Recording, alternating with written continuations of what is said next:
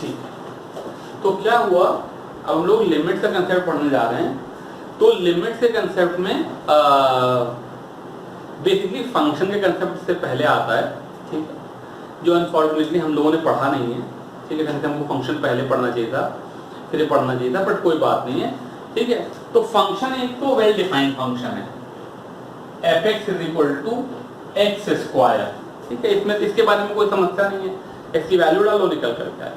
पर जरूरी नहीं कि फंक्शन ऐसे हो, फंक्शन पीस वाइज डिफाइंड हो सकते हैं। जैसे f(x = x square for x greater than equal to 0 and f(x = x for x less than 0, ठीक। अब इस तरह के फंक्शन की वैल्यू मुझे अगर मान लो x = 7 पे देखनी हो, ठीक है, तो मैं देख सकता हूं। x = 0 पे देखनी हो तो भी देख सकता हूं, ठीक है। हाँ, अब सपोज करो मेरा एक फंक्शन हो जो डिफाइंड हो f(x = x square for x greater than 0 and f(x = x for x less than 0, ठीक है। तो ये जो फंक्शन है, इस फंक्शन की वैल्यू x = 0 पे तो डिफाइंड ही नहीं है, ठीक है। x = 0 पे फंक्शन ही नहीं डिफाइंड है। ये फंक्शन कहाँ डिफाइंड है? 0 से बड़े नंबर पे और 0 से छोटे नंबर पे, ठीक है।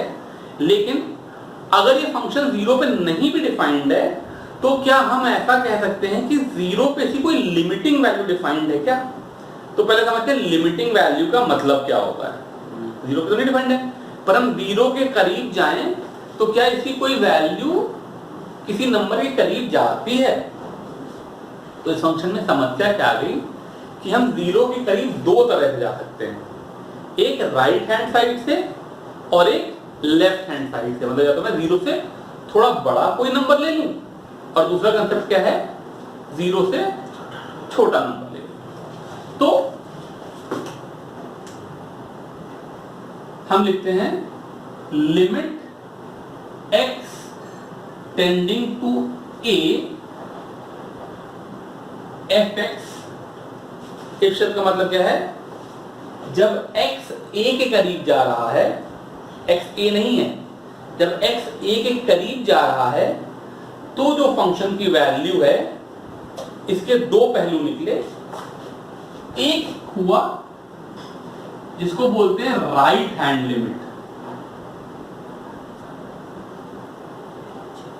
और ये डिफाइंड हुआ, इसको कहते हैं limit x tending to 0 f of a plus h। मतलब x की वैल्यू a से थोड़ी बड़ी रख दी गई, जहां पे x टेंडिंग टू 0 का मतलब है x टेंडिंग टू 0 पॉजिटिव, ठीक है ना। कोई बहुत ही छोटा अगर पॉजिटिव नंबर हो तो फंक्शन की value f a plus h क्या हो गई, a से थोड़ी सी बड़ी हो गई, इसको हम बोलते हैं राइट हैंड लिमिट। और लेफ्ट हैंड लिमिट क्या हो गई, limit h tending to 0 f of a minus h, ठीक है। हाँ, अब इस फंक्शन को जरा ध्यान से देखते हैं। अगर मैं a को 0 ले लूं तो 0 पे इसकी राइट हैंड लिमिट है 0, क्योंकि अगर मैं अपना x 0 से थोड़ा बड़ा नंबर लूं तो x स्क्वायर की वैल्यू कितनी हो जाएगी, 0 के करीब होगी। और लेफ्ट हैंड लिमिट कितनी है, वो भी 0 है, ठीक है, क्योंकि x की वैल्यू 0 के बहुत करीब पहुंचूंगा तो करीब करीब 0 हो जाएगा, ठीक है। तो इस तरह की जो फंक्शन है जिसमें LHL और RHL इक्वल होता है, तो हम कहते हैं कि लिमिट एग्जिस्ट। यहां तक कोई समस्या? हाँ, अभी मैं प्रॉब्लम, तमाम तरह की लिमिट की प्रॉब्लम करेंगे तो कहीं एग्जिस्ट कर रही होगी, नहीं एग्जिस्ट कर रही होगी, तो हम इसमें बहुत ढेर सारे केसेस करेंगे। लेकिन जैसा हम अपने हमेशा क्लास में करते हैं, फिलहाल मैं कोशिश कर रहा हूं कि बहुत थोड़ी सी बातों के साथ सारा सा चीज निपटा लूं, इसलिए मैं डिटेल में नहीं जा रहा हूं, लास्ट में प्रॉब्लम करने में सब करेंगे, ठीक है ना? हाँ पक्का? क्यों? क्योंकि अगर मैं इसी का ग्राफ बना करके देखूं तो कैसा ग्राफ बनेगा? इधर ये ग्राफ एक्स स्क्वायर का होगा, इधर ये एक्स का होगा। x इज इक्वल टू 0 पे फंक्शन डिफाइंड नहीं, इसलिए इसको एक ऐसे गोले से मार्क कर देंगे। गोले का मतलब यहाँ पे एक तरह से ब्लैंक स्पेस है, तो x इज इक्वल टू 0 पे ये फंक्शन डिफाइंड नहीं है, दाएं बाएं दोनों साइड से 0 को अप्रोच कर रहा है, इसलिए फंक्शन की लिमिट एग्जिस्ट करती है, ठीक है? Just for sake of example, मान लो सेम ही प्रॉब्लम होता, लेकिन fx होता x square for x greater than 0 और ये होता x minus 1 for x less than 0, तो इसकी राइट हैंड लिमिट 0 होती, लेफ्ट हैंड लिमिट माइनस 1 होती। इसके जब मैं ग्राफ बनाता तो x ग्रेटर देन 0 का ग्राफ ऐसे बनता, x लेस देन 0 का ग्राफ ऐसे बनता और ये माइनस 1 पे जाकर के टर्मिनेट करता। अब कोई मुझसे पूछता कि 0 पे इसकी वैल्यू कितनी है, तो बता पाना बहुत मुश्किल है। 0 पे वैल्यू तो पहले दिन में रखते थे, कोई पूछता है कि लिमिट कितनी है तो बता पाना बहुत मुश्किल था, क्योंकि एक साइड से आए तो -1 है, दूसरी साइड से आए तो 0 है, ठीक है? तो ऐसे क्वेश्चन जिसमें लेफ्ट हैंड लिमिट और राइट हैंड लिमिट आपस में मीट नहीं करती, उनको बोल देते हैं कि लिमिट डज नॉट एग्जिस्ट, ठीक है? तो अगर यहां पर LHL not equal to RHL है तो लिमिट डज नॉट एग्जिस्ट, ठीक है? हाँ, मैंने जानबूझ करके बहुत डिटेल में आकर के लिमिट का कंसेप्ट क्या है अभी भी नहीं बताया है, क्योंकि मैं भी छोटी क्लास लेना चाह रहा हूं, ठीक? पक्का? पर ये ग्राफ करीब करीब हमें लिमिट का कंसेप्ट समझा पा रहा है कि जब x a के करीब आए तो फंक्शन की वैल्यू किस नंबर के करीब आ रही है, ठीक है? हाँ, समझ में बात नहीं? पक्का? तो ये केस हो गया अगर LHL और RHL दोनों एग्जिस्ट करती हैं, ठीक है? LHL और RHL दोनों एग्जिस्ट करती हैं पर इक्वल नहीं है, इसलिए लिमिट एग्जिस्ट नहीं कर रही है। एक और दूसरा केस हो सकता है जब LHL या RHL एग्जिस्ट ही नहीं कर रही है, ठीक है? फॉर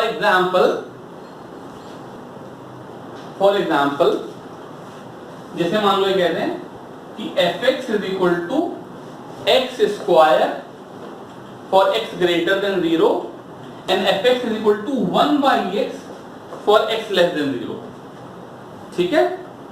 अब 1/x है तो क्या होगा? x को 0 के कितने करीब लाएंगे? x को -0.1 लिखें तो 1/x की वैल्यू -10 हो जाएगी, -0.01 लिखें तो 1/x की वैल्यू -1/100 हो जाएगी, -1/1000 हो जाएगी, -1/मिलियन हो जाएगी। तो मैं x को जितना छोटा करना चाहूं उसके हिसाब से LHL की वैल्यू जितना चाहूं उतनी निगेटिव इंफिनिटी की तरफ ले जा सकता हूं। तो यहां पर LHL साइड में ही लिमिट डज नॉट एग्जिस्ट, ठीक है? तो पहली बात तो हो सकता है, अब मैं यहां से लिमिट का मतलब समझाने की कोशिश करता हूं, ठीक है? तो लिमिट का मतलब क्या है कि जैसे मान लो मैं इस फंक्शन के लिए RHL की बात करूं तो इसका मतलब यह है कि मैं RHL में राइट हैंड साइड से x को 0 के जितने करीब ले जाऊं, ठीक है, मेरा फंक्शन 0 के उतने करीब पहुंचाया जा सकता है। तुमको अगर आप 0 के बहुत करीब ले जाइए, 10 टू द पावर ऑफ -30 तक ले जाइए, तो मैं कह दूंगा x को 10 टू द पावर ऑफ -15 से छोटा कर लो, तो उसका square 10 to the power of -30 हो जाएगा। तुमको नहीं सर 10 टू द पावर -30 तो बहुत बड़ा नंबर है, आप ऐसा कीजिए इसको 10 टू द पावर ऑफ -100 तक ले जाइए, जो इसमें 0 में और फंक्शन में गैप हो उसको 10 टू द पावर ऑफ -100 कर दीजिए। तो मैं कहूंगा ऐसा कर लो, x को 10 टू द पावर -50 कर लो, तो जो गैप हो जाएगा वो 10 टू द पावर ऑफ -100 का हो जाएगा। तो लिमिट की वैल्यू 0 है अगर मैं अपने फंक्शन को 0 के जितना चाहूं उतना करीब ला सकता हूं, ठीक है। लेफ्ट हैंड साइड पे लिमिट क्यों नहीं एग्जिस्ट कर रही है? क्योंकि कोई ऐसा नंबर नहीं है, ठीक है, कि अगर मैं x को 0 के बहुत करीब ले आऊं तो फंक्शन की वैल्यू उस नंबर के करीब पहुंच रही हो। जितना ज्यादा मैं x को 0 के करीब ला रहा हूं उतना ज्यादा वो और माइनस इन्फिनिटी की तरफ जा रही है। तो यहां पर राइट हैंड साइड पे लिमिट एग्जिस्ट कर रही है, लेफ्ट हैंड साइड पे लिमिट एग्जिस्ट नहीं कर रही है। अगर दोनों साइड कर रही है तो दोनों का इक्वल होना जरूरी है, तभी क्या कहते हैं फंक्शन की लिमिट एग्जिस्ट करती है। अगर दोनों लिमिट एग्जिस्ट कर रही है लेकिन अलग अलग हैं तो लिमिट एग्जिस्ट नहीं करती। मैंने अभी यहां पर जिस फंक्शन की बात करी वो ऐसा फंक्शन था जो कि पीस वाइज डिफाइंड था, ठीक है। अब हम लोग और फंक्शंस की बात करेंगे, जैसे fx is equal to mod x, ठीक है। अब मॉड x लिखने में पीस वाइज डिफाइंड नहीं है लेकिन वास्तव में ये भी पीस वाइज डिफाइंड ही है, बिकॉज मॉड x का मतलब क्या है? fx is equal to x for x greater than equal to 0 and this is equal to minus x for x less than 0, ठीक है। हाँ, तो इस तरीके से ये भी फंक्शन क्या है? अब यहाँ पे left hand limit right hand limit देखेंगे, दोनों value x is equal to 0 पे इसकी वैल्यू 0 आएगी तो इसकी लिमिट एग्जिस्ट। कि सपोज करो मेरे पास एक फंक्शन है, जैसे मैं कह रहा था ये पीछे कि fx is equal to x plus 2 for x greater than 2 और fx is equal to x minus 2 for x less than 2, sorry. तो इसमें बहुत ज्यादा समस्या नहीं है, क्यों? क्योंकि x is equal to 2 से जस्ट राइट हैंड साइड में यहां पर x greater than 2 के लिए fx is equal to x plus 2 है, तो यहां इसकी वैल्यू हो गई 4 और आगे बढ़ने लगे, ठीक है। और x लेस देन 2 के लिए fx is equal to x minus 2 है, तो ये वैल्यू हो गई 0 और घटने लगे। तो यहाँ पे लिमिट नहीं एग्जिस्ट करती, ये कोई सवाल नहीं है, खाली हमने शुरुआत में समझाने के लिए बता दिया है। बट फ्रैंकली स्पीकिंग इसमें क्या बात करना है? तो ऑब्वियसली एक तरफ 4 एक तरफ 2 है, 0 है, तो ये सवाल इंटरेस्टिंग सवाल नहीं बनते, ये सवाल पूछे नहीं जाते।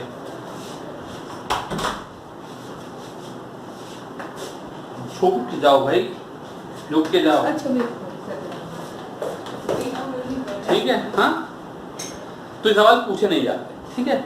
तो जो सवाल पूछे जाते हैं उन्होंने जो शुरू में देखो उन्होंने किताब में कहानी जो बताई उसके बहुत देर के बाद थ्योरम 1 बताई, जहां से इंटरेस्टिंग काम शुरू होता है, बल्कि एक्चुअली थ्योरम 2 से काम शुरू होता है। थ्योरम 1 भी बहुत मुश्किल नहीं है। थ्योरम 1 कहती है कि सपोज करो fx limit x tending to a exist करती है और limit x tending to a dx भी एग्जिस्ट करती है, ठीक है। हाँ, मान लो इसकी वैल्यू L1 है, इसकी वैल्यू L2 है, ठीक है। तो अगर इन दोनों को ऐड करेंगे या सब्ट्रैक्ट करेंगे, मान लो fx प्लस माइनस dx कोई ऐसा फंक्शन है, तो सिंपली उनकी लिमिट्स ऐड या सब्ट्रैक्ट हो जाएंगी, इसकी value L1 plus minus L2 हो जाएगी। इसमें कोई समस्या है? अगर इस चीज की वैल्यू a पे L1 है और इसकी L2 है, तो दोनों को ऐड करने पे L1 प्लस L2 या सब्ट्रैक्ट करने पे L1 माइनस L2 हो जाएगी। ऐसे ही अगर यहां पर as such fx into dx होता तो इस चीज की वैल्यू L1 इंटू L2 हो जाती, और अगर ये fx अपॉन dx होता जहां तो इसकी वैल्यू L1 अपॉन L2 हो जाती, given L2 is not equal to 0, ठीक। तो यहां तक भी कोई समस्या नहीं है, ये थ्योरम 1 है। लाइफ में समस्या कहां आनी शुरू होती है? अगर मान लो मैं limit x tending to a fx upon dx निकालना चाह रहा हूं, ठीक है। L1 is equal to 0, L2 not equal to 0 है, तब तो L1 अपॉन L2 0 हो गया, इसमें कोई समस्या नहीं है, ठीक है। हाँ पक्का। अगर L1 not equal to 0, L2 equal to 0 है, तो L1 अपॉन L2 इनफाइनाइट हो गया, नॉट डिफाइंड हो गया, ठीक है। इनफाइनाइट भी लिखना चाहिए, नॉट डिफाइंड हो गया, इसमें भी कोई समस्या नहीं है, ठीक है। और अगर दोनों नॉट इक्वल टू 0 तो फिर तो समस्या नहीं है। अब अगर L1 इज इक्वल टू 0 है और L2 इज इक्वल टू 0 है, तब क्या, ठीक है। हाँ जैसे मैं तुमसे कहूं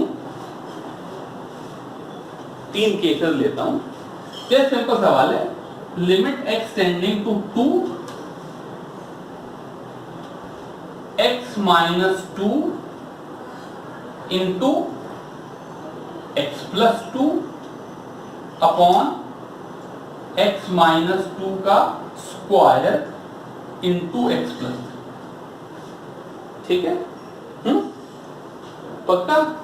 तो यहां पर क्या हुआ, न्यूमरेटर में x माइनस 2 की वजह से 0 है, और हम कहेंगे ये फर्स्ट ऑर्डर का 0 है, ठीक है, बिकॉज यहां पर खाली एक x माइनस 2 है, और डिनोमिनेटर में भी 0 है, लेकिन हम कहेंगे सेकेंड ऑर्डर का 0 है, ठीक है। तो जब मैं x टेंडिंग टू 2 कर रहा हूं, तो ऊपर नीचे एक x माइनस 2 कट जाएगा, डिनोमिनेटर में 0 आ जाएगा, इसलिए लिमिट नॉट डिफाइंड होगी, ठीक है। 2 के जितने करीब लेके जाएंगे वो उतना ही इन्फिनिटी की तरफ भागेगा। अगर ये फंक्शन होता limit x minus 2 into x plus 2 upon x minus 2 into x plus 3 limit x tending to 2, तो ये दोनों ऊपर नीचे कट जाते और इसकी वैल्यू सिंपली 4 अपॉन 5 हो जाती है। तो जब x की वैल्यू 2 पहुंचती तो न्यूमरेटर 4 और डिनोमिनेटर 5 हो जाता। और जस्ट इन केस मान लो सवाल होता लिमिट, इसी में लिखूं, चलो आगे लिखता हूं, limit x tending to 2 x minus 2 का cube x plus 2 upon x minus 2 का स्क्वायर इंटू x प्लस 3, तो न्यूमरेटर डिग्री 3 का 0 होता, डिनोमिनेटर डिग्री 2 का 0 होता, x माइनस 2 का स्क्वायर ऊपर नीचे कट जाता, फिर भी न्यूमरेटर में एक 0 रह जाता, ये 0 बाई नॉन 0 हो जाता, इसकी वैल्यू 0, ठीक है। तो अल्टीमेटली क्या बात हुई कि जो रैशनल फंक्शंस हैं, ठीक है, जो रैशनल फंक्शंस हैं उसमें अगर ऊपर और नीचे दोनों 0 हैं, ठीक है, तो हम लोग फैक्टराइज करके x माइनस a के जितने फैक्टर हो सके वो निकाल सके। अगर कभी ऐसा हो कि मतलब काटने के बाद भी ऊपर नीचे दोनों में 0, तो और काटो, दोनों कैसे बचे, तो और काटो, ठीक है। तो इन्होंने इस पूरी कहानी को एक स्टेप में समराइज कर दिया। इन्होंने कहा कि limit x tending to a fx by gx को मैं limit x tending to a x minus a की पावर के f1x upon x minus a की पावर l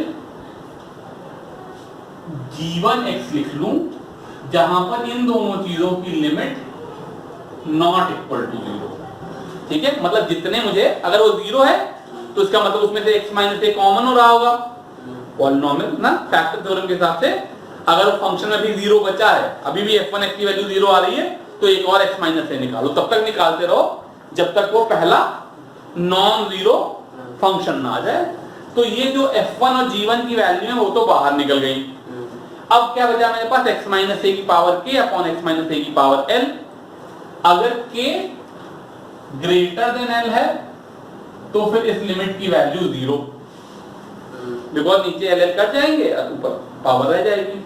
अगर k इक्वल टू l है तो फिर इसकी वैल्यू हुई limit x tending to a f1x upon g1x, जो भी वैल्यू हो जाए। और अगर k लेस देन l है तो नॉट डिफाइंड, ठीक है, बिकॉज फिर डिनोमिनेटर में यही हमें मोटा मोटा काम करना है, ठीक है।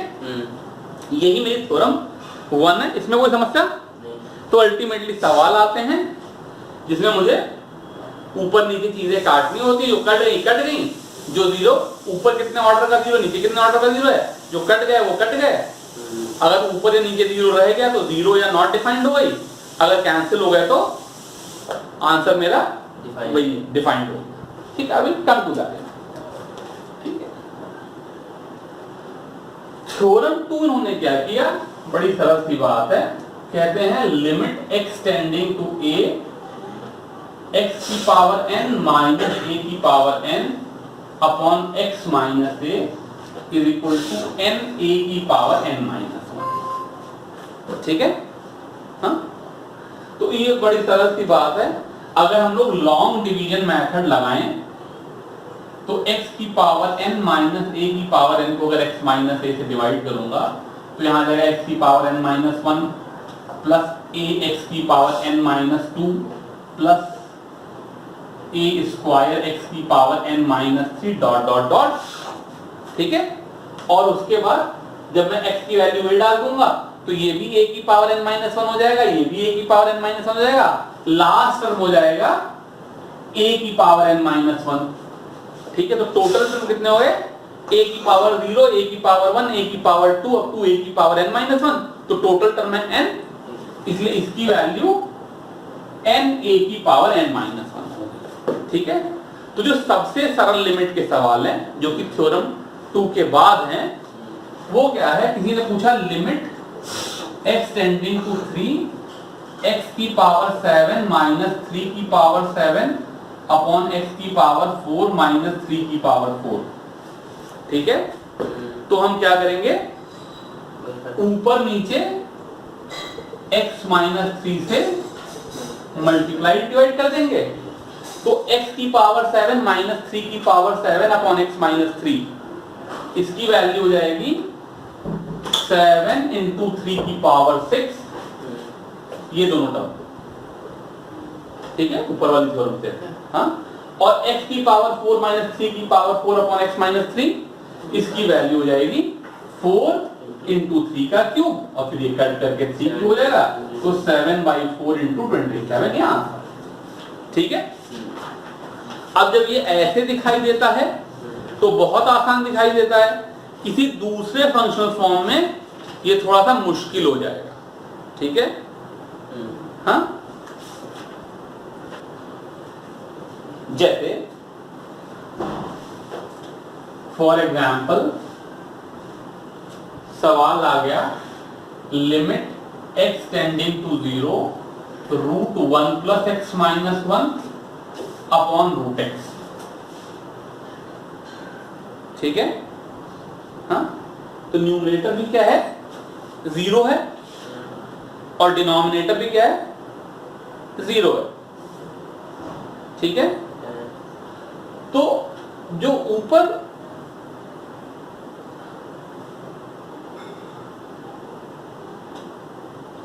वाला टर्म है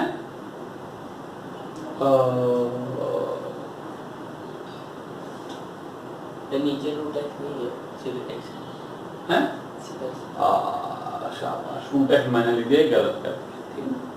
ठीक है, लेकिन क्योंकि मैंने रूट एक्स लिख दिया है इसलिए इसको छोड़ देते हैं। ठीक है, तो मैंने क्या किया, क्या देखा, √1 प्लस एक्स माइनस 1 था, तो मैंने इसको धीमे से limit x tending to 0 √1 plus x minus 1 upon 1 plus x minus 1 लिख दिया।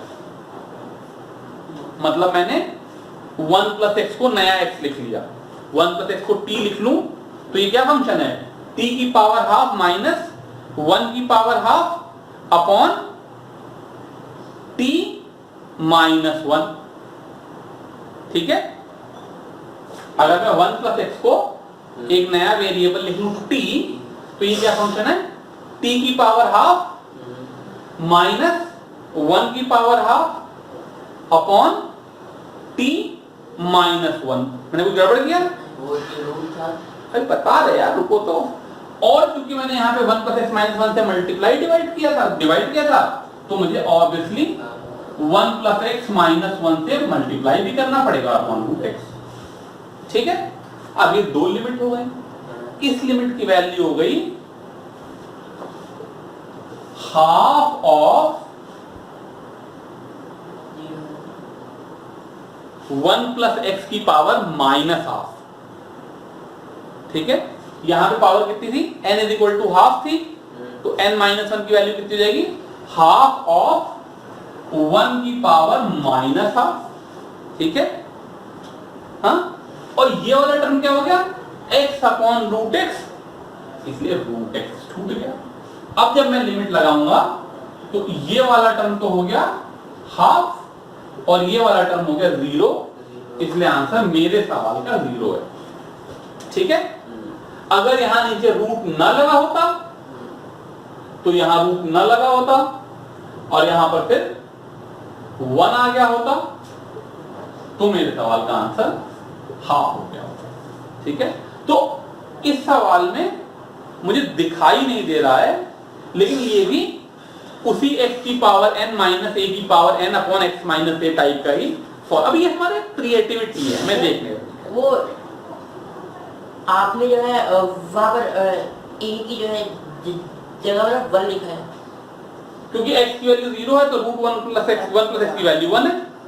1 मैंने मेरा वेरिएबल x कहाँ है, मैंने तो अपना वेरिएबल 1 प्लस x को t लिख लिया ना, तो जब x की वैल्यू 0 है तो t की वैल्यू 1। ठीक है, इस तरीके से प्रॉब्लम सॉल्व कर सकते। ठीक, ये लिमिट का एक फॉर्म है जिसपे क्या कहते हैं बहुत से क्वेश्चन बनेंगे, सॉल्व करेंगे, लेकिन ये सिर्फ एक ही फॉर्म है। ठीक है, वैसे इस तरह के सवालों को सॉल्व करने का एक दूसरा भी तरीका था जो मैं और यहां बता दूं। तरीके हैं तमाम तरह के, इसे एक सवाल था, इसको मैं सिंपली ये न्यूमरेटर क्यों 0 है, क्योंकि a माइनस बी के फॉर्म का है। ठीक है, हम इसको simply root 1 plus x plus 1 upon root 1 plus x plus 1 से मल्टीप्लाई कर दें। ठीक है, तो न्यूमरेटर में a माइनस 1 मतलब a minus b a plus b हो जाएगा 1 प्लस एक्स माइनस 1, न्यूमरेटर में x आ जाएगा, वो x से कट जाएगा, तो मेरा आंसर आ जाएगा x upon x root 1 plus x plus 1, ये ब्रैकेट में x से x कट गया, ये 1 आ गया, 0 नहीं।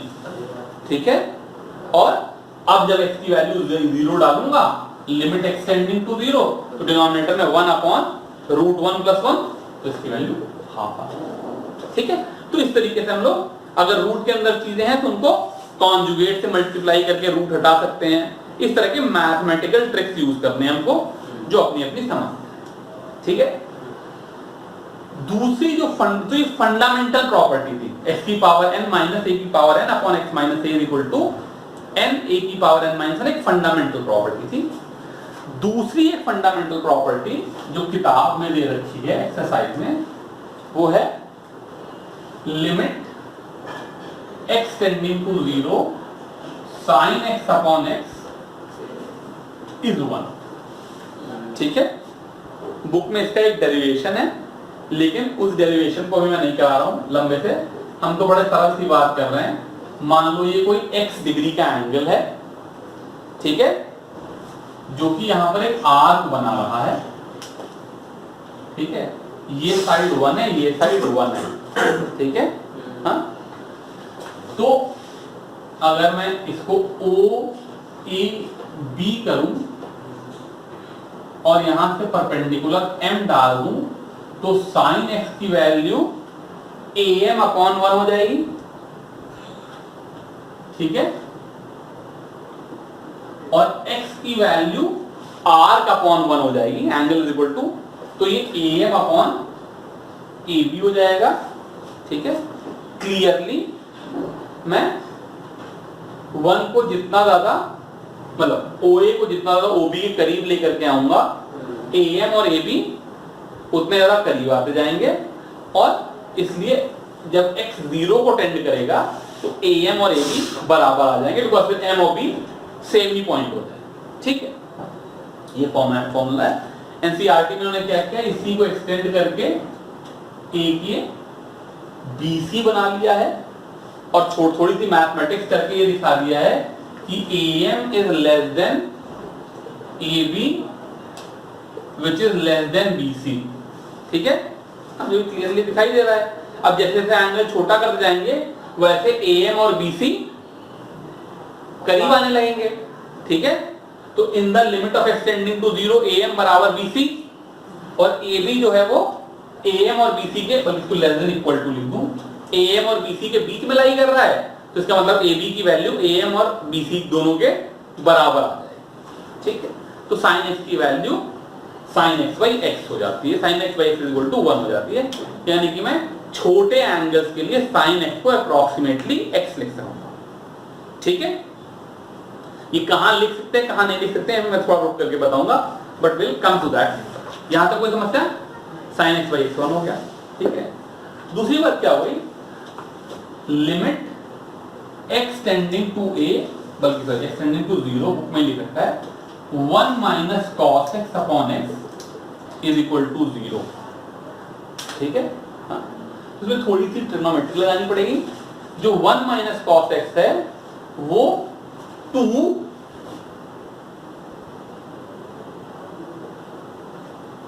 साइन स्क्वायर x बाई 2 है, ठीक है।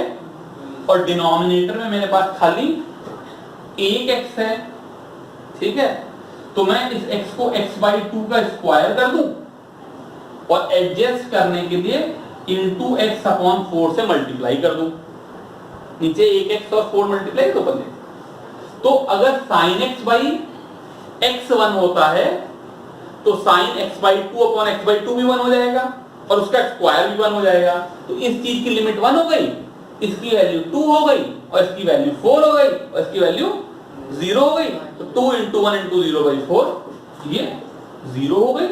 और इसी लॉजिक से लिमिट एक्सटेंडिंग टू 0 जो कि थ्योरम में नहीं है 1 minus cos x upon X square, एक तरह का न्यूमेरिकल हो गया। अब क्योंकि नीचे पहले से ही एक्स स्क्वायर है इसलिए मुझे वाला एक्स लगाना नहीं पड़ेगा, तो 2 इंटू 1 बाई 4 इसकी वैल्यू हाफ हो जाएगी, ठीक है। हाँ, अब क्या है, जिस तरीके से किताब में स्टेप करने को सिखाया गया है वो करने का एक तरीका है, लेकिन मैं तो इसको बड़े आराम से ऐसे देख लेता हूं। इसको जैसे मैं देखता हूं तो मैं मन में इसको सोचता हूं 2 sign square x by 2 upon X square, और छोटे एंगल के लिए साइन थीटा बराबर थीटा मान करके मैं मन ही मन इसको x स्क्वायर बाई 4 देख लेता हूं। साइन x बाई 2 है तो साइन x बाई 2 का स्क्वायर x स्क्वायर बाई 4 है और ये x स्क्वायर स्क्वायर कट गया, इसलिए इसका आंसर हाफ, ठीक है। ये दो फंक्शनल फॉर्म किताब में दे रखे हैं, दो और फंक्शनल फॉर्म है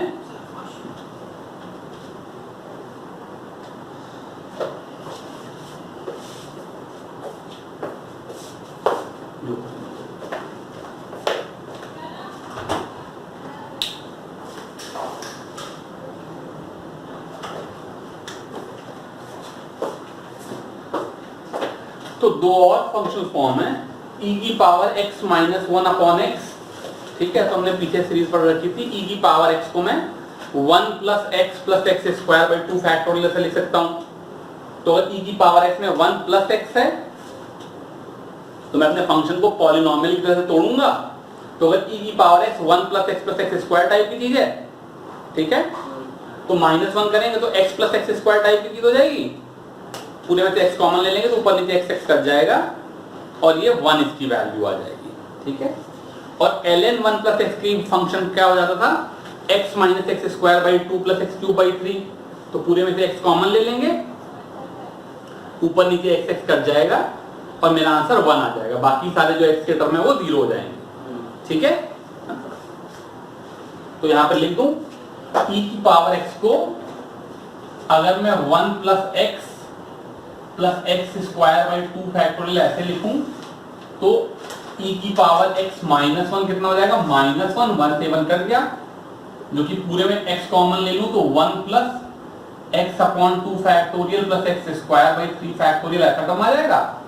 और e की power x minus 1 upon x करूंगा तो डिनोमिनेटर में अपॉन x हो जाएगा, x से x कट जाएगा, ये क्या हो जाएगा 1 प्लस बाकी सारे 0।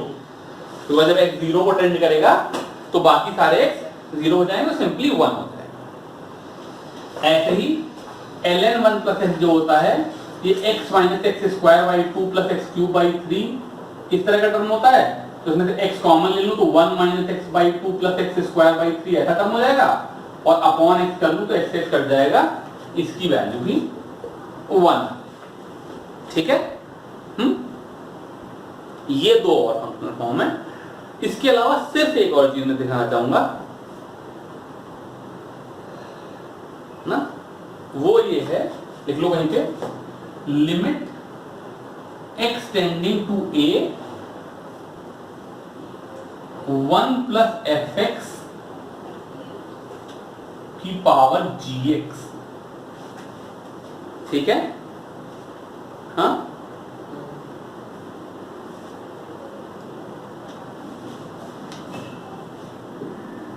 is equal to e to the power of fx gx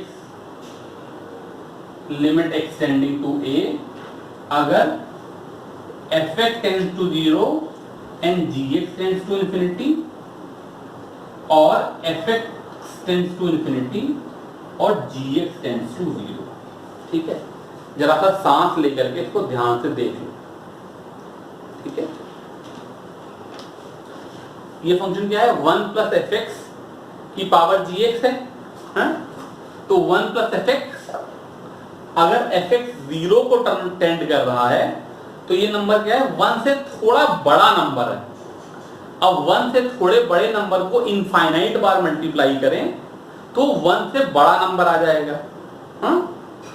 1 से कितना बड़ा नंबर आएगा ये निकालने के लिए ये फॉर्मूला है e की पावर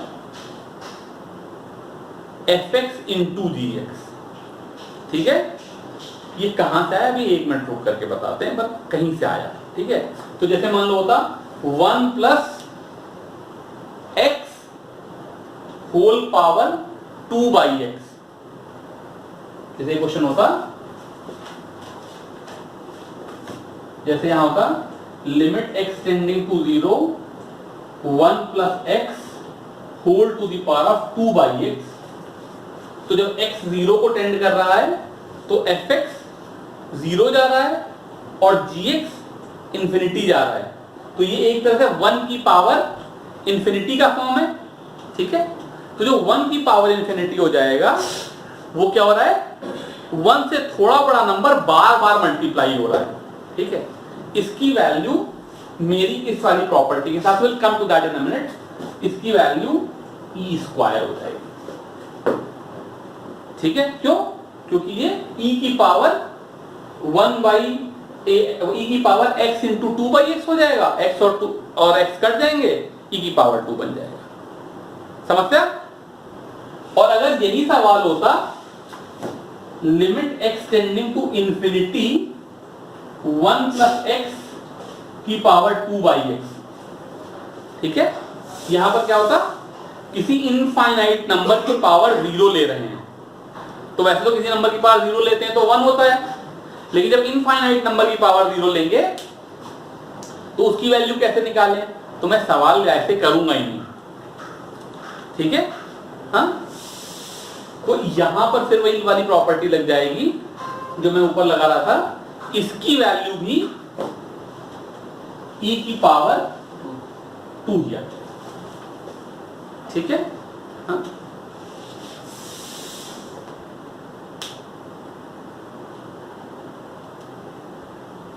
तो इसकी वैल्यू पावर 2 कैसे आ जाएगी? नीचे वाले की फिर वही e की power fx into g x करना है। Limit x tends to infinity हो जाएगा, तो वो तब लगेगा जब x बचेगा। x टेंडिंग टू a, तो जब यहाँ पे x tending to infinity x upon 2 by x तो 2 ही है ना? ये जो पूरा चीज है मल्टीप्लाइड है आपस में, fx इंटू जी एक्स कितना हो गया? 2। ठीक? अब बताते हैं बात आई कहां से, हालांकि डेरिवेशन बहुत जरूरी नहीं है। ठीक है? लेकिन बताते हैं बात आई कहां से। लग कर दे?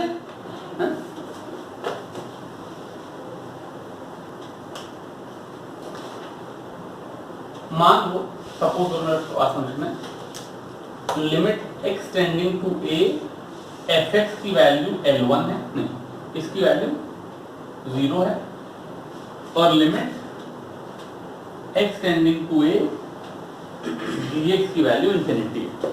ठीक है, हाँ, तो मैं क्या कर लूंगा, अभी ऑफ हुआ कि पहले ऑफ हुआ था? अभी ध्यान दें, चलो भी मैं देख लेता हूं। ठीक है, ये तो एक तरह हो गया देखने का। इसी चीज को देखने का एक दूसरा तरीका भी है जो मैं बता दूं। ठीक है, सपोज करो मेरे पास कोई टर्म है 1 प्लस एक्स की power 1 by x, simple, limit x tending to 0।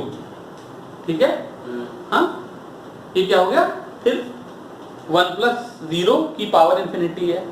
तो इसको लोगों ने क्या कहा, लोग कहते हैं इसको हम बाइनोमियल से खोल करके देख सकते हैं। ठीक है, तो बाइनोमियल क्या होता था, 1 प्लस एक्स की power n is equal to 1 plus n x plus n n minus 1 by 2 upon x into x square by 2 है ना। देखो, तो मैं इसको खोलूंगा जो हो जाएगा 1 प्लस एन एक्स यानी कि 1 by x into x plus 1 by x into 1 by x minus 1 into x square by 2 factorial. ठीक है, हाँ, अब क्या हो रहा है, 1 बाई एक्स इतना बड़ा नंबर है कि 1 बाई एक्स के सामने माइनस 1 तुमने लिखा या नहीं लिखा कोई फर्क नहीं पड़ रहा है। ठीक है, हाँ, और फिर ऊपर नीचे एक्स स्क्वायर कर गया तो ये क्या हो गया, एक्स स्क्वायर बाई 2 फैक्टोरियल। ठीक है, और फिर ऐसे ही 1 by x into 1 by x minus 1 को भी 1 बाई एक्स लिखेंगे और 1 बाई एक्स माइनस 2 को भी 1 बाई एक्स लिखेंगे। तो 1 बाई एक्स का cube into x cube by 3 factorial. ठीक है, तो ये नंबर क्या हो गया,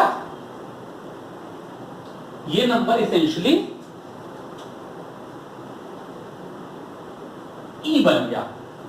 1 plus 1 plus 1 upon 2 factorial plus 1 upon 3 factorial, इस तरीके से ये नंबर क्या हो गया, ई बन गया। यहां तक कोई समस्या है? ठीक है, अब जब तुम्हारे पास 1 प्लस एफ एक्स आया, ठीक है, हाँ, तो इस एफ एक्स को ही टी मान लें, इस एफ एक्स को ही टी मान लें। ठीक है, तो ये 1 प्लस 0 आ गया। ठीक है, और अपॉन 1 अपॉन एफ एक्स करके इंटू एफ एक्स जी एक्स कर लें, तो इस नंबर की वैल्यू कितनी हो गई, ई, है ना। 1 प्लस एक्स की पावर 1 बाई एक्स कितनी थी, ई, तो इस नंबर की वैल्यू कितनी हो गई, ई, और इंटू उसकी पावर में क्या आ गया, ई की पावर में एफ एक्स जी एक्स आ गया, तो जो इसकी लिमिट आ गई। अब अगर एफ एक्स जी एक्स की लिमिट एग्जिस्ट करती है तो ई की पावर वेल डिफाइंड नंबर आ जाएगा। अगर एफ एक्स जी एक्स की वैल्यू 0 है तो ई की पावर 0 आ जाएगा। अगर एफ एक्स जी एक्स की वैल्यू इनफाइनाइट है तो ई की पावर इनफाइनाइट है। वो एक अलग समस्या है। ठीक है, पक्का। अब मैं डेरिवेशंस में बहुत लंबा फंसना नहीं चाहता, ठीक है, लेकिन अगर मान लो यहां पर x टेंडिंग टू इंफिनिटी भी होता, ठीक है, हाँ, अगर यहां पर x टेंडिंग टू इंफिनिटी भी होता तो भी एक ई बन जाती। ठीक है, तो अगर मैं डिराइव करने में यहां जा रहा हूं, पर अगर यहां पर x टेंडिंग टू इंफिनिटी होता तो भी 1 प्लस इंफिनिटी की पावर 1 अपॉन इंफिनिटी भी ई होती है। ठीक है, और अगर ये इंफिनिटी होती है तो फिर अगर एफ एक्स इनफाइनाइट और जी एक्स 0 है तो 1 प्लस एफ एक्स को 1 प्लस एफ एक्स की power 1 by F X into F x लिखूंगा इंटू जी एक्स, ये वाला टर्म ई बन जाएगा, ई की पावर एफ एक्स जी एक्स। तो ये फंक्शन फिर से वही ई की पावर एफ एक्स जी एक्स का फॉर्म। ठीक है, ये हमारे सारे लिमिट के फॉर्म हो गए। इससे सारे सवाल आ जाएंगे। अभी लाइफ में प्रॉब्लम क्या है कि मैं एक और चीज बताना चाहता हूं जो एनसीईआरटी में नहीं है, जो बोर्ड के सिलेबस में नहीं है, लेकिन जिससे आंसर निकल आता है, इसलिए बताना बहुत जरूरी है। और वो एक फ्रेंच वर्ड है जिसका नाम तो है इंग्लिश में लिखने में एल हॉस्पिटल रूल, जिसको फ्रेंच में कुछ ला ऑफ ताले जैसा कुछ शब्द बोलते हैं, ठीक है ना। और वो कहता है कि x टेंडिंग टू a पे अगर fx 0 है और gx 0 है, ठीक है, हाँ पक्का। तो मैं क्या कर सकता हूं, limit x tending to a fx upon gx में माइनस fa कर दूं माइनस ga कर दूं। तो मैंने कुछ गलती करी नहीं करी, क्योंकि दोनों नंबर 0 ही थे, ठीक है। तो ऊपर नीचे 0 से डिवाइड कर दिए, मतलब ऊपर नीचे 0 सब्ट्रैक्ट कर दिया, तो कोई फर्क पड़ा नहीं। और उसके बाद अपॉन x माइनस a कर दूं और अपॉन x माइनस a कर दूं, ठीक है। तो भी कोई गलती नहीं करेगी, तो मैंने दोनों को सेम नंबर से डिवाइड कर दिया। अब अभी हम लोग आगे चल करके पढ़ेंगे, जो न्यूमरेटर है ये डिफरेंशिएशन हो गया fx का, और जो डिनोमिनेटर है डिफरेंशिएशन हो गया gx का, ठीक है। तो ये जो रूल है ये कहता है कि limit x tending to a fx by gx is equal to limit x tending to a f dash x by g dash x, ठीक है, if fx and gx both are 0, ठीक है। तो मुझे जब भी 0/0 का फॉर्म मिलेगा, हाँ, जैसे 0/0 का फॉर्म मिलेगा वैसे ही मैं न्यूमरेटर डिनोमिनेटर दोनों को डिफरेंशिएट कर दूंगा। तो या तो वो 0/0 का फॉर्म होगा या नहीं होगा। अगर अभी भी 0/0 का फॉर्म है तो फिर डिफरेंशिएट कर दूंगा, फिर या तो 0/0 का फॉर्म होगा या नहीं होगा, ठीक है।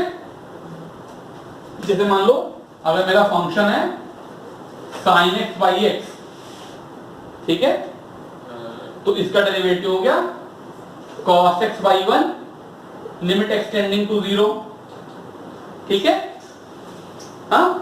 और अब sin x by x की वैल्यू 1/1 आ गई सर, ठीक है। अगर मान लो sin square x by x square होता तो एक बार डिफरेंशिएट करने पे 0/0 ना बनता, तो दो बार डिफरेंशिएट करने पे 0/0 बनता, ठीक है। क्योंकि इसेंशियली हर बार डिफरेंशिएट करने पे मैं एक तरह से इसको x माइनस a से डिवाइड कर दे रहा हूं, इसका मतलब मैं एक ऑर्डर ऑफ 0 कम कर दे रहा हूं, ठीक है। तो अगर कुछ ना बने तो ये वाला सवाल किया जा सकता है, ठीक है, हाँ। अब मैं अभी एक और चीज बता दूं, जो हमने सारी प्रॉपर्टीज बनाई वो लिमिट x टेंडिंग टू 0 के लिए बनाई, ठीक है ना। अब मान लो मुझे यही प्रॉपर्टी लगानी है, ठीक है, हाँ। अगर मुझे प्रॉपर्टी लगानी है, मान लो मेरे पास क्वेश्चन है limit x tending to π/2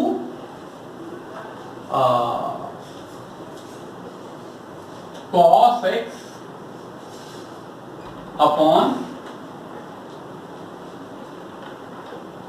suppose कर लो π/2 माइनस x, ठीक।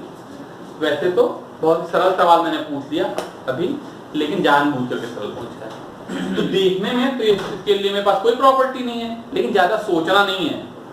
मुझे क्या करना है, x की जगह पर ये जो टर्म है π/2 माइनस x, इसे एक नया टर्म दे देना है t, ठीक है, पक्का। तो क्या हो जाएगा, जब x π/2 के करीब जाएगा तो π/2 माइनस x क्या हो जाएगा,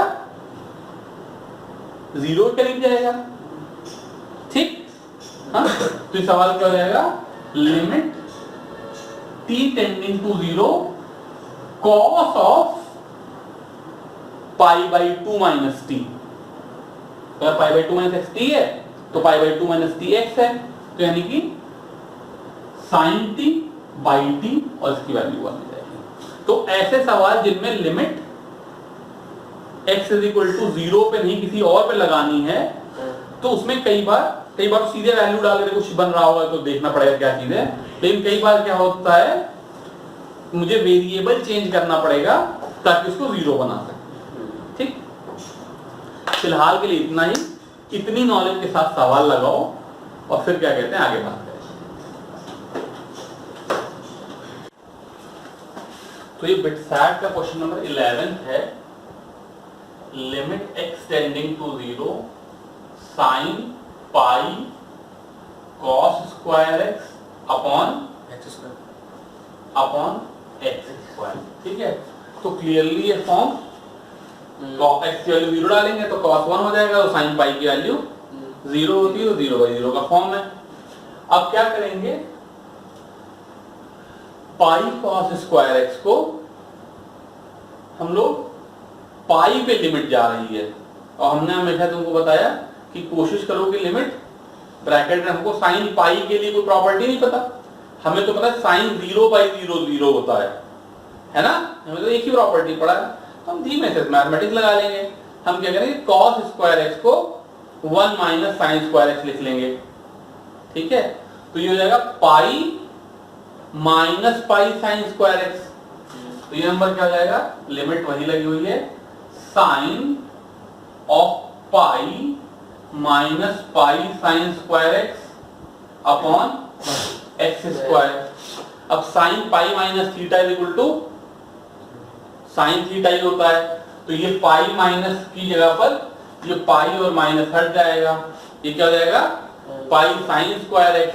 और जब x टेंडिंग टू 0 है तो ये टर्म टेंडिंग टू 0 है, तो साइन थीटा को थीटा लिख सकते हैं, तो ये नंबर हो जाएगा pi sine square x upon X square. अब X square sine square x cut गया, पाई आंसर आ गया। सरल? हाँ? अब अगर मान लो हमें जी समझ में है, जो मैं तुमको बार बार बता रहा था, तो सीरीजेस क्यों इंपॉर्टेंट है।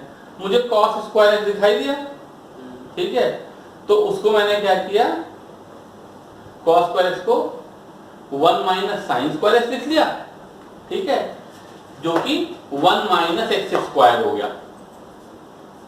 छोटे नंबर के लिए साइन स्क्वायर x बराबर एक्स स्क्वायर, तो देखने को तो वही हुआ, जो ये कर रहे हैं वही हुआ, लेकिन अगर हम सीरीज के फॉर्म में लिखें तो cos स्क्वायर x की सीरीज क्या हो जाएगी, 1 minus x square plus higher order term. अब डिनोमिनेटर में एक्स स्क्वायर है, इसका मतलब हायर ऑर्डर टर्म का कोई मतलब नहीं है। ठीक है, तो क्या हो जाएगा, 1 माइनस एक्स स्क्वायर उसको लिखेंगे तो pi minus pi x square हो जाएगा, sine of pi x square हो जाएगा, और sine theta equal to theta लिख के पाई एक्स स्क्वायर हो जाएगा, ऊपर एक्स स्क्वायर कट जाएगा, फिर भी पाई आ जाएगा। ठीक है, क्वेश्चन नंबर 11 के बाद अगला क्वेश्चन बोलो।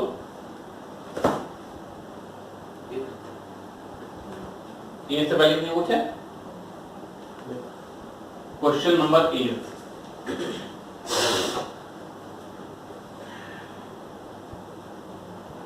अब भाई ये तो बड़ा गड़बड़ है, इसमें क्या हुआ, root of 1 plus sine 3x minus 1 upon ln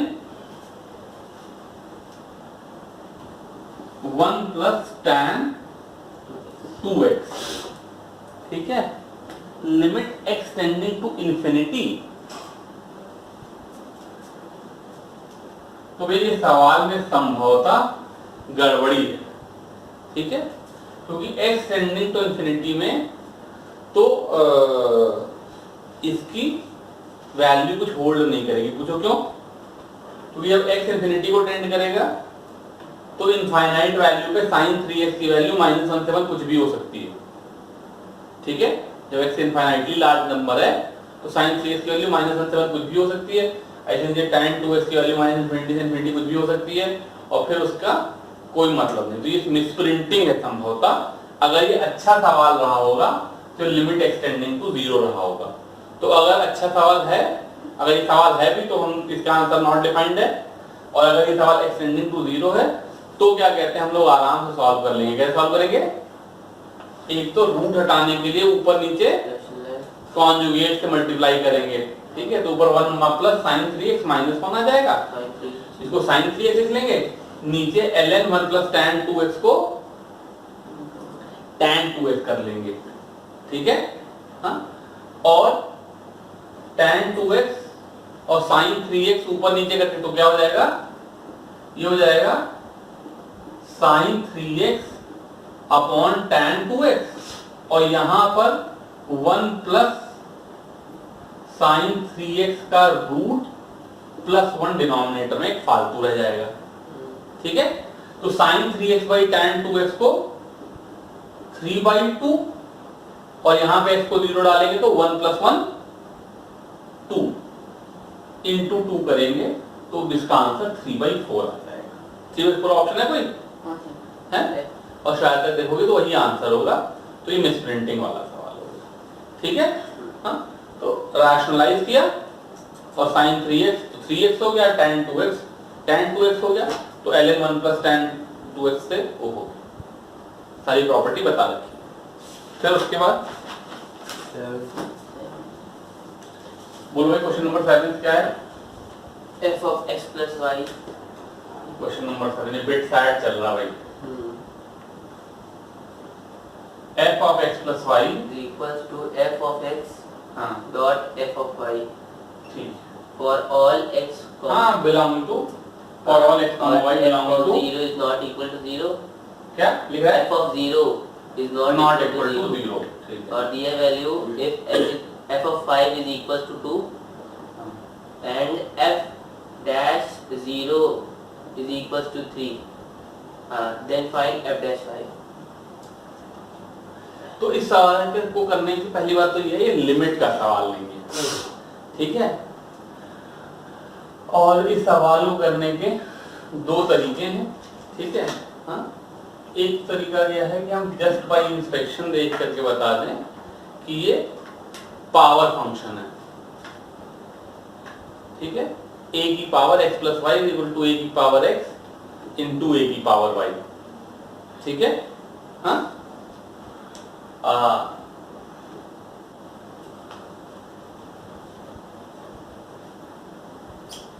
दूसरा तरीका क्या है,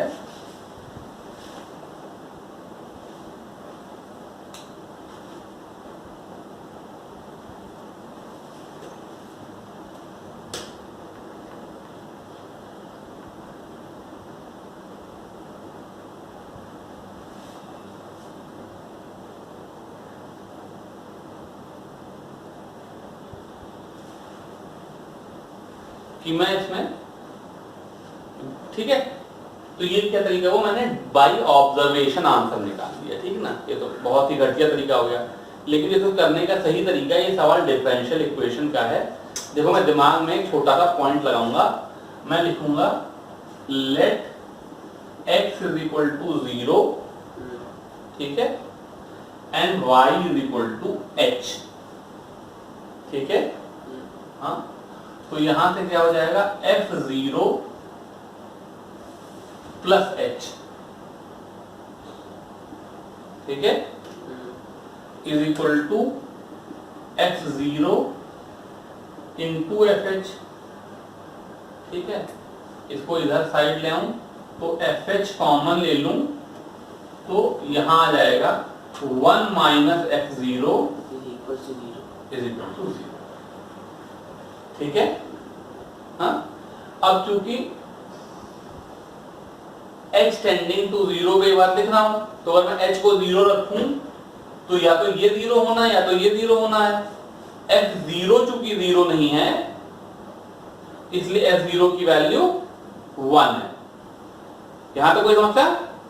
हाँ, क्योंकि तुम्हें मालूम है पावर फंक्शन की प्रॉपर्टी होती है a की पावर 0 0 होता है, ठीक है। हाँ, a की पावर 0 1 और एक बार 0 1 होता है, ठीक है। अब f0 1 एक चीज आ गई, अब f0 1 है तो फिर मैं क्या लिखूंगा, ये जो रिलेशन है सर उसको डिफरेंशिएट नहीं कर सकते, मतलब जो ऊपर वाला f of x plus y कर सकते हैं, लेकिन नहीं बनता, वो पता था, ठीक है ना। हाँ, f0 की वैल्यू 1 आ गई, ठीक है। अब क्या कहते हैं, अगर मैं f of x plus y is equal to fx into fy है तो x को x रख करके y को h लिख लूं, ठीक है। तो अगली प्रॉपर्टी क्या हुई f of x plus h is equal to fx into 1, sorry fx into fh, मैंने गलती की, ठीक है। हाँ, इसको इधर ले जाऊं तो f of x plus h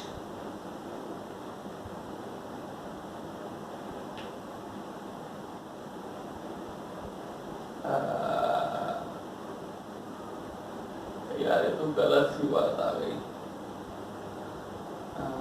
एक मिनट सोच ले लो।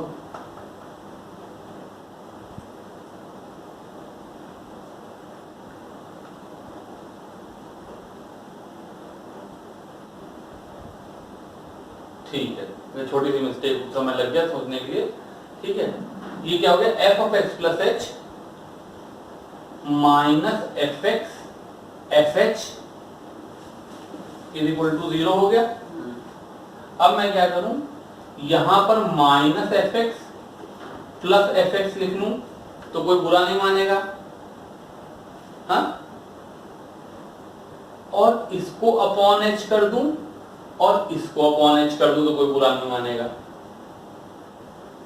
ठीक है। हाँ, बीच वाला क्यों नहीं? अरे मतलब पूरा, ठीक है। तो यहां से क्या हो गया, fx प्लस h, बेटा सॉरी मेरा गंदा गंदा लिखा हुआ है, इसको बड़ा बड़ा लिखूंगा तो कैमरे में अच्छे आएगा। तो मैंने क्या कर दिया, fx plus h minus fx fh को इक्वल टू 0 लिखा, ये f है, और यहां पर माइनस fx करके प्लस fx कर दिया, ठीक है, और यहां पर अपॉन h लगा लिया और यहां पर अपॉन h लगा लिया in the limit of h tending to 0। तो fx plus h minus fx upon h क्या हो गया, f डैश x हो गया, क्यों, fx plus h minus fx upon h कितना हो गया, f डैश x हो गया। शिव के लिए थोड़ा दिक्कत हो रही होगी लेकिन तुम लोग समझ लो। और इन दोनों में से माइनस fx कॉमन ले लूं तो ये हो जाएगा fh माइनस 1 बाई h। ये जो नंबर है, ये नंबर क्या हो गया, fh minus f0 by h है, तो ये f डैश 0 हो गया। ये नंबर क्या हो गया, हाँ समझ, ये नंबर f डैश 0 हो गया, जिसकी वैल्यू 3 है। तो मेरी डिफरेंशियल इक्वेशन क्या बनी, dy by dx minus 3y is equal to 0, ठीक है। हाँ, तो यहां से आ जाएगा dy by y is equal to 3 dx।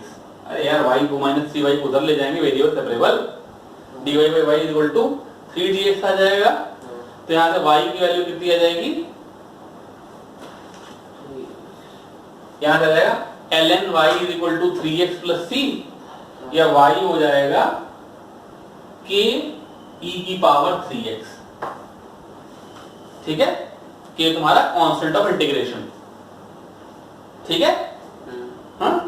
और अब जो दूसरा कंडीशन है f5 इज इक्वल टू 2, वो डाल के k की वैल्यू निकाल लेंगे तो y आ गया। अब इसके बाद जो काम करना चाहो y कुछ नहीं निकाल सकती है, कहां पे, f dash x minus fx dot मतलब इनटू f, ये आ गई dy by dx minus 6 equal to 0। नहीं, उधर हाँ, तो x की जगह 5 करेंगे तो f dash 5 minus f5, f dash 5 हमें पता नहीं है, वही निकालना है ना, f डैश 5 निकालना है। तो अच्छा चलो, तो चांस की बात, अच्छा ठीक है, अगर f डैश 5 निकालना है तो यहीं पर निकाल सकते हैं कि f dash 5 is equal to minus 3 into f5 से रिजल्ट आ जाएगा, अगर ये भी निकालना है तो। मतलब मेरे कहने का मतलब है कि डिफरेंशियल इक्वेशन होंगे। तो अब ये जो प्रोसेस है बहुत ही मुश्किल सवाल होता है, ठीक है। अब यहाँ पे क्या है, अगर मैं जस्ट बाई ऑब्जर्वेशन इसको देख लूं कि ये पावर फंक्शन है, ठीक है, के ई की पावर 3x एक तरह का पावर फंक्शन ही हो गया, ठीक है ना। अगर मैं जस्ट बाई ऑब्जर्वेशन देख लूं तो बात दूसरा है, अदरवाइज इसी को डिफरेंशियल इक्वेशन बना करके निकालना लंबा। ये डिफरेंशियल इक्वेशन का सवाल, लिमिट का सवाल नहीं है। Obviously limit h tending to 0 जो लग रही है ये तो लिमिट है ही, ठीक। हाँ, ये सवाल मुश्किल सवालों में से, और इस तरह के बहुत से सवाल पूछे जाते हैं जिसमें जैसे यहाँ पे F X plus Y equal to F X into F Y है, ऐसे मैं कह दूंगा F X plus Y equal to F X upon F Y या एफ एक्स, कुछ इस तरह का कुछ फॉर्म बना दूंगा और फिर तुम उसको प्ले करके डिफरेंशियल इक्वेशन बनाओगे। ठीक है। और कौन सा प्रॉब्लम है? 6। क्वेश्चन नंबर 6 क्या है बोलो? सर बोल नहीं सकते। अच्छा चलो मैं आ रहा हूं, देख रहा हूं। तो ये बिट सैट का क्वेश्चन नंबर 6 है। इसमें कह रहे, इसमें क्या बात है? Limit x tending to pi by 2 बोलो 1 minus 1 minus tan x by 2 1 minus sine X bracket में 1 माइनस साइन एक्स अपॉन हाँ 1 plus tan x by 2 1 plus tan x by 2 और फिर pi minus 2x cube pi minus 2x का cube. ठीक है। तो essentially क्या हो गया कि ये नंबर तो जो है ये 2 हो गया। ठीक है। अगर x को पाई बाई 2 डालेंगे तो पाई tan पाई बाई 4 हो जाएगा। तो इसकी तो मुझे चिंता ही नहीं करनी है। ठीक है। ये नंबर 2 हो गया। ठीक है। ये जो दोनों नंबर हैं ये 0 है और ये 0 है और नीचे 0 का क्यूब है। तो या तो अगर दोनों सेकेंड ऑर्डर के 0 हैं, मतलब सिंगल ऑर्डर के 0 हैं, तो ये 0 स्क्वायर बाई 0 क्यूब है तो इनफाइनाइट है। अगर उनमें से कोई डबल ऑर्डर का है एक तो फिर क्यूब क्यूब कट जाएंगे, वैल्यू आ जाएंगे। और अगर मान लो ऊपर वाला डबल ऑर्डर से ज्यादा है तो वैल्यू 0 हो जाएगी, बिकॉज ऊपर मान लो 0 की पावर 4 है, नीचे 0 क्यूब है। तो मुझे क्या करना पड़ेगा? मैंने तुमको बताया था जहां पर x टेंडिंग टू 0 की लिमिट ना हो वहां पर मैं क्या कर लूंगा कि लेट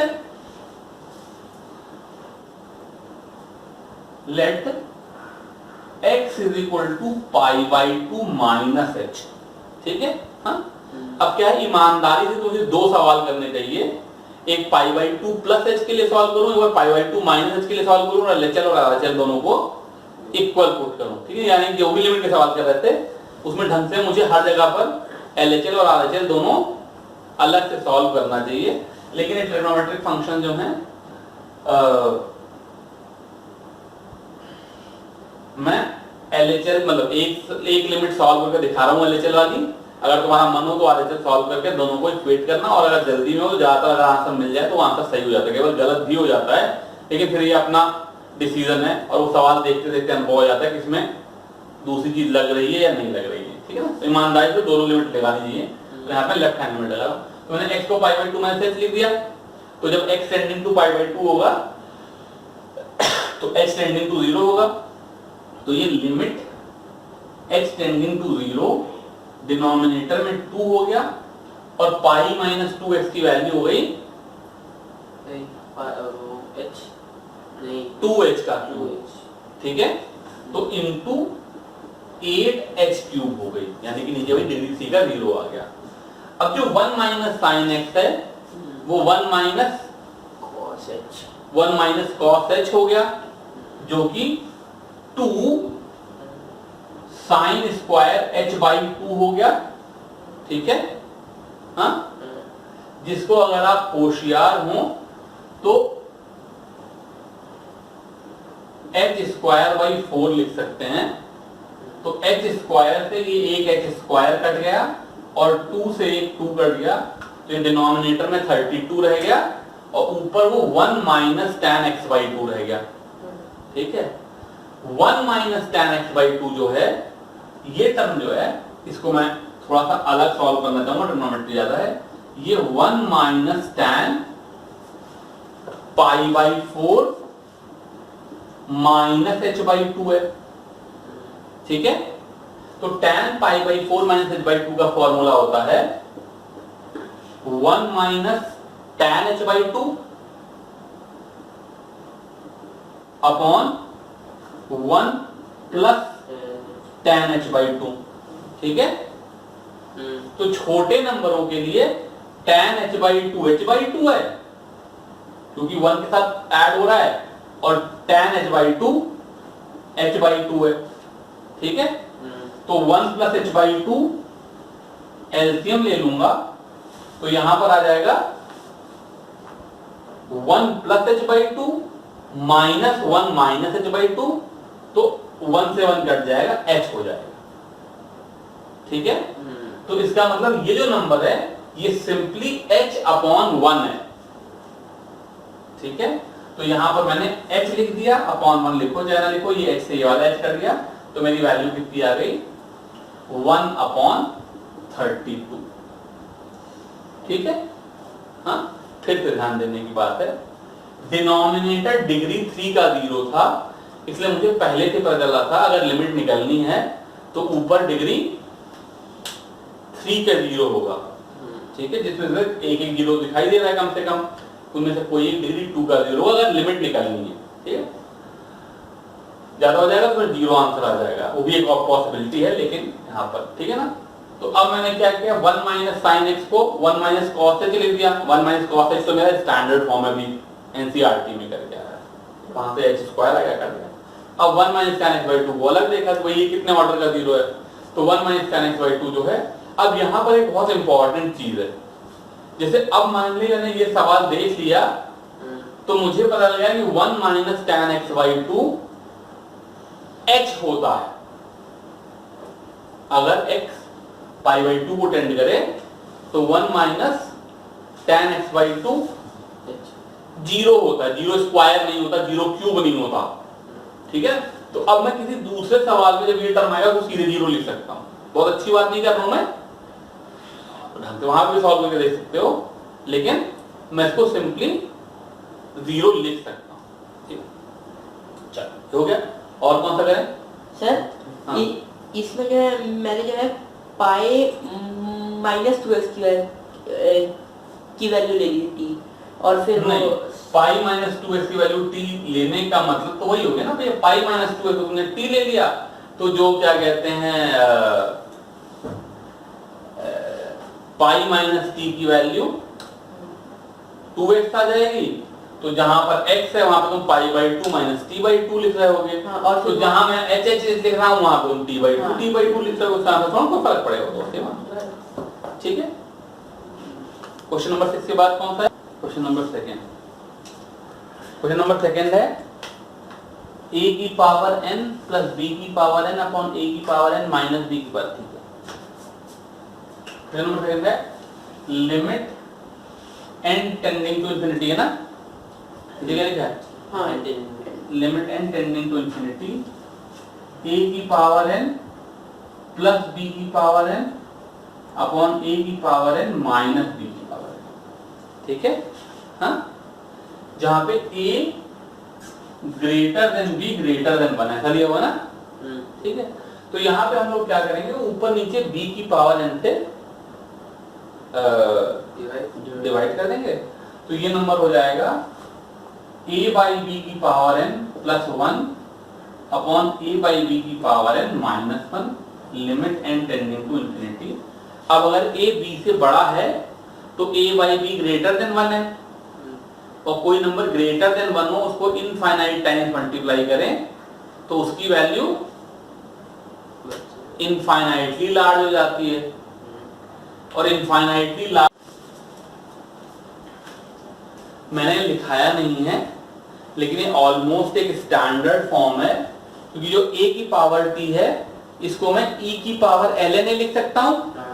तो ये नंबर हो जाएगा e की power ln a into T minus 1 upon ln a into T into ln a।